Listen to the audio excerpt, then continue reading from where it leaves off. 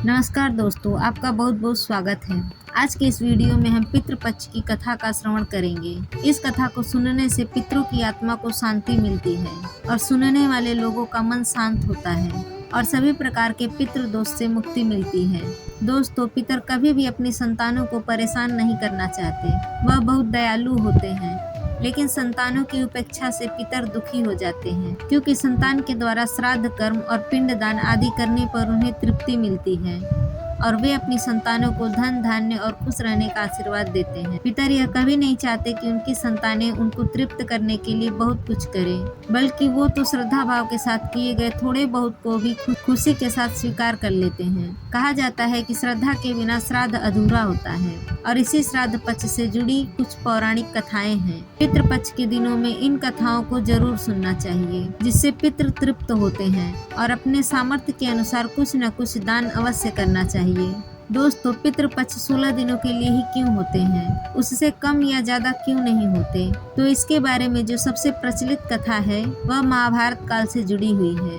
दोस्तों, सारी कथाएं घूम फिर कर इसी बात पर आ जाती हैं कि जीवन में दान करने का कितना बड़ा महत्व है और दानों में भी सबसे श्रेष्ठ है अन्नदान। कितना ही बड़ा से बड़ा पापी क्यों ना हो, अगर उसने अपने जीवन में अपने पापों का प्रायश्चित करते हुए दान कर लिया तो बड़े से बड़ा पाप भी अंत में नष्ट हो जाता है। अपने पापों का प्रायश्चित करने के भी कुछ सत्कर्म बताए गए हैं, जिन्हें आप जरूर जानिए। महाभारत में एक ऐसा प्रसंग आता है कि मृत्यु के बाद दानवीर कर्ण को, जिसने अपने सारे जीवन में दान किया और जो अपनी दानवीरता के लिए ही जाना जाता था, उसके सब कुछ दान करने के बाद भी चित्रगुप्त ने मोक्ष देने से इनकार कर दिया था। जब इतना बड़ा दान करने के बाद भी उन्हें मोक्ष देने से इनकार कर दिया गया तो कर्ण ने चित्रगुप्त से कहा कि मैंने तो अपनी सारी संपदा दान पुण्य में ही समर्पित कर दी, यहाँ तक कि मैंने अपने प्राणों की रक्षा करने वाले कवच और कुंडल भी दान दे दिए। फिर हे चित्रगुप्त, मुझ पर यह कैसा ऋण है जो शेष रह गया है? तब चित्रगुप्त ने उन्हें बताया कि राजन, आपने देव ऋण और ऋषि ऋण तो चुका दिया, अब आप पर पितृ ऋण शेष है। आपको बता दें कि 3 ऋण हमें जीवन में चुकाने ही होते हैं, जिनमें से यदि एक ऋण भी शेष रह गया तो उसके बदले मोक्ष कभी नहीं मिल सकता और यह तीनों ऋण एक मनुष्य को हमेशा अपने जीवन काल में चुकाने ही चाहिए। चित्रगुप्त कर्ण से कहते हैं कि हे राजन, आपने अपने पूरे जीवन में संपदा और सोने का ही दान किया, आपने कभी भी अन्न दान नहीं किया। जब तक आप इस ऋण को नहीं उतारते तब तक आपको मोक्ष नहीं मिल सकता।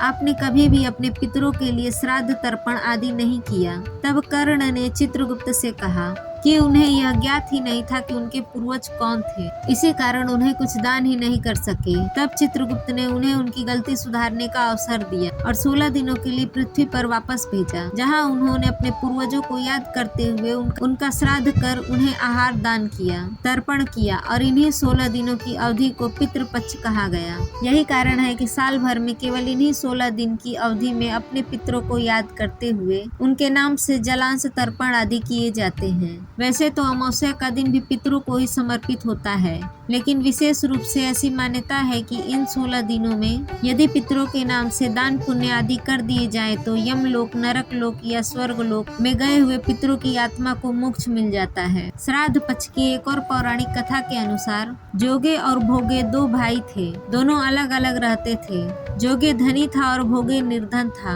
दोनों में परस्पर बड़ा ही प्रेम था। जोगे की पत्नी को धन का अभिमान था, किंतु भोगे की पत्नी बड़ी सरल हृदय की थी। पितृपक्ष आने पर जोगे की पत्नी ने उससे पितरों का श्राद्ध करने के लिए कहा, तो जोगे इसे व्यर्थ का कार्य समझकर टालने की चेष्टा करने लगा, किंतु उसकी पत्नी समझती थी कि यदि ऐसा नहीं करेंगे तो लोग बातें बनाएंगे। फिर उसे अपने मायके वालों को दावत पर बुलाने और अपनी शान दिखाने का उचित अवसर लगा। अतः वह बोली, आप शायद मेरी परेशानी की वजह से ऐसा कर रहे हैं, किंतु इसमें मुझे कोई परेशानी नहीं होगी।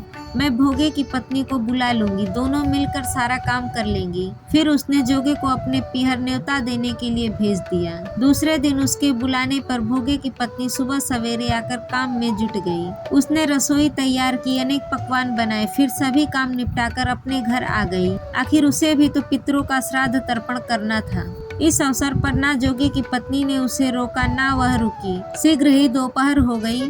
जोगे भोगे के पितर पहले जोगे के यहाँ गए तो क्या देखते हैं कि उसके ससुराल वाले वहाँ भोजन पर जुटे हुए हैं। निराश होकर वे भोगे के यहाँ गए। वहाँ मात्र पितरों के नाम पर अगियारी दे दी गई थी। पितरों ने उसकी राख छाटी और भूखे ही नदी के तट पर जा पहुँचे। थोड़ी देर में सारे पितर इकट्ठे हो गए और अपने अपने यहाँ के श्राद्ध की बड़ाई करने लगे। जोगे भोगे के पितरों ने भी अपनी आप बीती सुनाई। फिर वे सोचने लगे कि अगर भोगे समर्थ होता तो शायद उन्हें भूखा ना रहना पड़ता, मगर भोगे के घर में तो 2 जून की रोटी भी खाने को नहीं थी। यही सब सोचकर उन्हें भोगे पर दया आ गई। अचानक वे नाच नाच कर गाने लगे, भोगे के घर धन हो जाए, भोगे के घर धन हो जाए। भोगे के बच्चों को कुछ भी खाने को नहीं मिला था। उन्होंने माँ से कहा भूख लगी है। तब उन्हें टालने की गरज से भोगे की पत्नी ने कहा जाओ आंगन में औंधी रखी है, उसे जाकर खोल लो और जो कुछ मिले बांट कर खा लेना। बच्चे वहाँ पहुँचे तो क्या देखते हैं कि हौदी मोहरों से भरी पड़ी है। वे दौड़ते दौड़ते माँ के पास पहुँचे और उसे सारी बात बताई। आंगन में आकर भोगे की पत्नी ने यह सब कुछ देखा तो वह भी हैरान रह गई। आंगन में आकर भोगे की पत्नी ने यह सब कुछ देखा तो वह भी हैरान रह गई। इस प्रकार भोगे भी धनी हो गया, मगर धन पाकर वह घमंडी नहीं हुआ। दूसरे साल पितृपक्ष आया। श्राद्ध के दिन भोगे की स्त्री ने 56 प्रकार के व्यंजन बनाए। ब्राह्मणों को बुलाकर श्राद्ध किया, भोजन कराया, दक्षिणा दी। जेठ और जेठानी को सोने चांदी के बर्तन में भोजन कराया, जिससे पितर बड़े प्रसन्न और तृप्त हुए। फिर जोगे की पत्नी भी समझ गई कि ये सब पितरों के आशीर्वाद से ही हुआ है। फिर अगले साल से जोगे और भोगे और उनकी पत्नियां दोनों मिलकर सब श्रद्धा से श्राद्ध कर्म कर रहे थे। अब आपको सुनाते हैं रामायण में वर्णित माता सीता द्वारा पिंड दान देने की कहानी। वाल्मीकि रामायण में सीता द्वारा पिंड दान देकर दशरथ जी की आत्मा को मोक्ष मिलने का संदर्भ आता है। वनवास के दौरान भगवान राम, लक्ष्मण और सीता पितृपक्ष के दौरान श्राद्ध करने के लिए गया धाम पहुँचे। वहाँ श्राद्ध कर्म करने के लिए आवश्यक सामग्री जुटाने हेतु राम और लक्ष्मण नगर की ओर चल दिए। उधर दोपहर हो गई। पिंड दान का समय निकलता जा रहा था और सीता जी की व्याकुलता बढ़ती जा रही थी। तभी दशरथ जी की आत्मा ने पिंड दान की मांग कर दी। गया जी के आगे फाल्गु नदी पर अकेली सीता जी असमंजस में पड़ गई। उन्होंने फाल्गु नदी के साथ वट वृक्ष, केतकी के फूल और गाय को साक्षी मानकर बालू का पिंड बनाकर स्वर्गवासी राजा दशरथ के निमित्त पिंड दान दे दिया। थोड़ी देर में भगवान राम और लक्ष्मण लौटे तो उन्होंने कहा कि समय निकल जाने के कारण मैंने स्वयं पिंड दान कर दिया। बिना सामग्री के पिंड दान कैसे हो सकता है? इसके लिए राम जी ने सीता जी से प्रमाण मांगा। तब सीता जी ने कहा कि यह फाल्गु नदी की रेत, केतकी के फूल, गाय और वट वृक्ष मेरे द्वारा किए गए श्राद्ध कर्म की गवाही दे सकते हैं। लेकिन फाल्गु नदी, गाय, केतकी के फूल और ब्राह्मण ये चारों इस बात से मुकर गए।